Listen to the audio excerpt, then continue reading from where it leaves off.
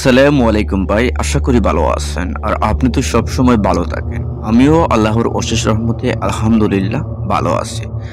আশা করি ঘটনাটি আপনাদের সবার হৃদয় ছুঁয়ে যাবে। আমি রোহান, টুঙ্গি গাজীপুর থাকি।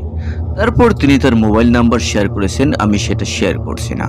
তারপর তিনি লিখেছেন ঘটনাটি সিলেক্ট হলে অবশ্যই আমাকে জানাবেন।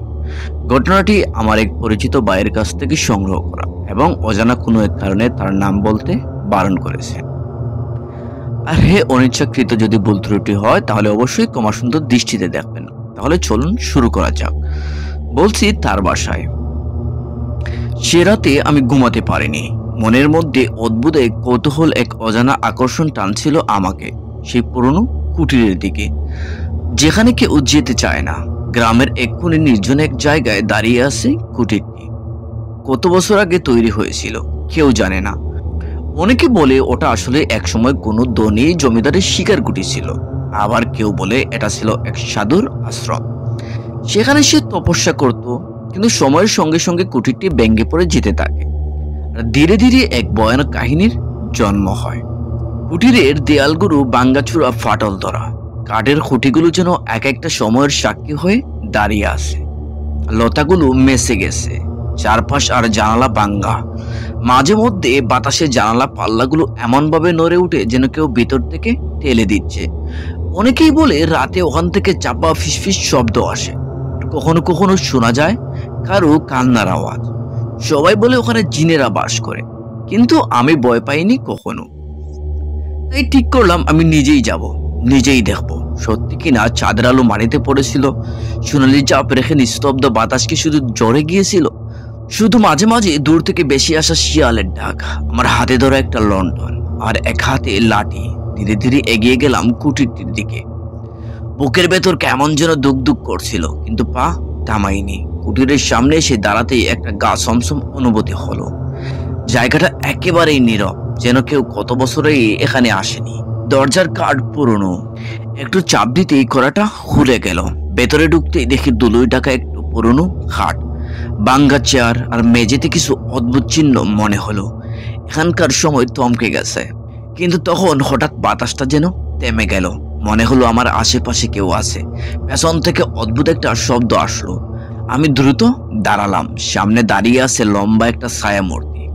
তার চোখ দুটো দুধের মতো সাদা, মুখে এক অস্বাভাবিক হাসি। আমার গলা শুকিয়ে গেল। আমি জিজ্ঞেস করলাম, তুমি কে? ধীরে ধীরে এগিয়ে এলো, খুব ধীরে গলায় বলে, আমি সে যে শত বছর ধরে এখানে আছি। আমার কাশি উঠলো, পেছনে সরে যেতে চাইলাম, কিন্তু পা আটকে গেল। সে ছায়ারও এগিয়ে ফিস ফিস করে বলে, তুমি এখানে এসেছো কেন? আমি কাঁপতে কাঁপতে বললাম, আমি জানতে চাই সত্যি এখানে জিন আছে কিনা। ওটা হেসে উঠলো। সে হাসির শব্দ প্রতিধ্বনি হলো। তারপর বলে, তুমি যা চেয়েছো তাই পাবে। এরপর কি হলো আমি জানি না, আমি কিছুই মনে করতে পারছি না। পরের দিন সকালে আমাকে কুটিরের সামনে পড়ে থাকতে দেখা গেল। আমার চোখ দুটো তখন চির অস্বাভাবিক লাল, মুখে এক অদ্ভুত হাসি। গ্রামের লোকজন খুঁজে পায় আমাকে। এখনো মাঝে মাঝে ফিসফিস করে বলি, আমি সত্যিটা দেখেছি, আমি সত্যিটা জানি, কিন্তু কেউ বিশ্বাস করে না। ঘটনার পরের দিন থেকেই আমার জীবনের অদ্ভুত পরিবর্তন আসতে শুরু করলো। আমি আর আগের মতো নেই। এই লোকেরা আমার দিকে তাকালেই যেন এমন একটা ভয়, আমার শরীর সবসময় একটা অস্বাভাবিক শীতল অনুভূতি হতে লেগে থাকে। আর রাতে ঘুমানোর সময় মনে হয় কেউ আমার পাশে বসে আছে। আমার মা প্রথম লক্ষ্য করলো ব্যাপারটা। এক রাতে আমি ঘুমাচ্ছিলাম, হঠাৎ ঘুম ভেঙে দেখি মা পাশে দাঁড়িয়ে কাঁপছে। আমি জিজ্ঞেস করলাম, কি হয়েছে মা? তরতর করে বলে, তোর মুখের ওপরে একটা ছায়া ছিল, যেন কেউ ফিস ফিস করে কিছু বলছিল। আমি ভয় পেলেও কিছু বললাম না। পরের দিন সকালে আয়নার সামনে দাঁড়িয়ে আমি নিজেকে দেখতে গিয়ে চমকে উঠলাম। আমার চোখের চারপাশে কালো ছায়া, শরীর কেমন যেন শুকিয়ে গেছে, আর আমার মুখটা সবসময় একটা অদ্ভুত হাসি লেগে থাকে। এরপর রাতের বেলা আমার ঘরে অদ্ভুত শব্দ শোনা যেতে লাগলো। মাঝে মাঝে মনে হতো আমার পাশে কেউ বসে ফিস ফিস করছে। আবার কখনো জানালার পাশে অদ্ভুত ছায়া দেখতাম। আমি ভয় পেতে শুরু করলাম। এক রাতে ঘুমের মধ্যে আমার শরীর হঠাৎ করে কেমন শক্ত হয়ে গেল। আমি নড়তে পারছিলাম না। চোখের সামনে কালো একটা অদ্ভুত ছায়া দেখা গেল। সে ধীরে ধীরে আমার দিকে এগিয়ে আসছিল। আমার মনে হলো আমি চিৎকার করতে চাই, কিন্তু গলা দিয়ে কোনো শব্দ বের করতে পারছি না। হঠাৎ ছায়াটা বলে, তুমি আমার কুটিরে যাবে? তোমাকে অনেক কিছু বলার আছে। আমি ঘুমের ঘোরে মাথা নাড়ালাম।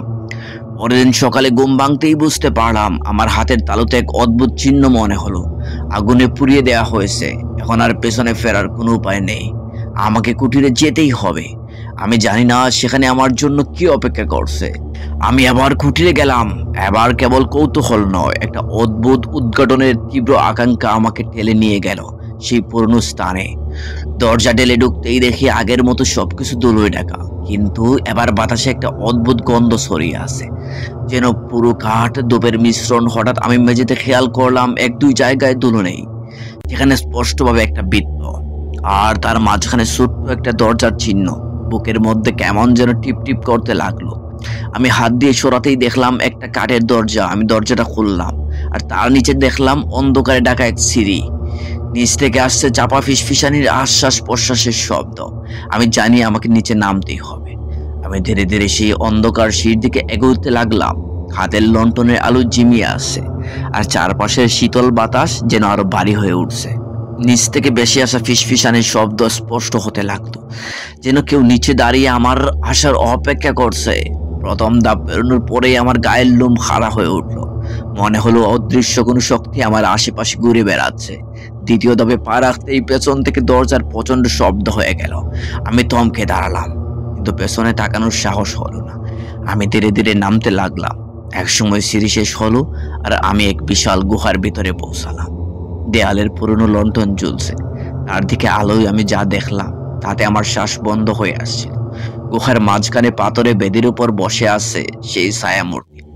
আগের সেই দুধ সাদা চোখ, মুখে সেই অস্বাভাবিক হাসি, কিন্তু কেউ আবার তার চারপাশে ছায়ার মতো আর কোনো কিছু অবয় দেখতে পেলাম।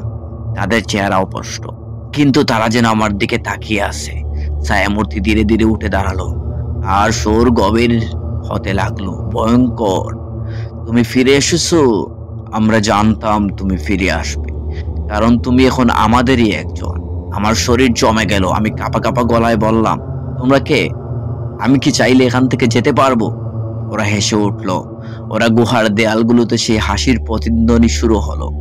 তুমি আর আগের মতো নেই। কুটির তোমাকে গ্রহণ করেছে। তোমার রক্তে এখন আমাদের ছায়া লেগেছে। তুমি পালাতে পারবে না। আমি আতঙ্কে পিছনে হাঁটতে চাইলাম, কিন্তু আমার পা যেন জমে গেছে। তখনই একটা কণ্ঠস্বর আমার মাথার ভেতর কথা বলতে লাগলো, এক নারী কণ্ঠ, গভীর আর গভীর আর মায়াময়। তুমি যদি এখান থেকে বের হতে চাও, তবে জানতে হবে এখানে কেন এসেছিলে।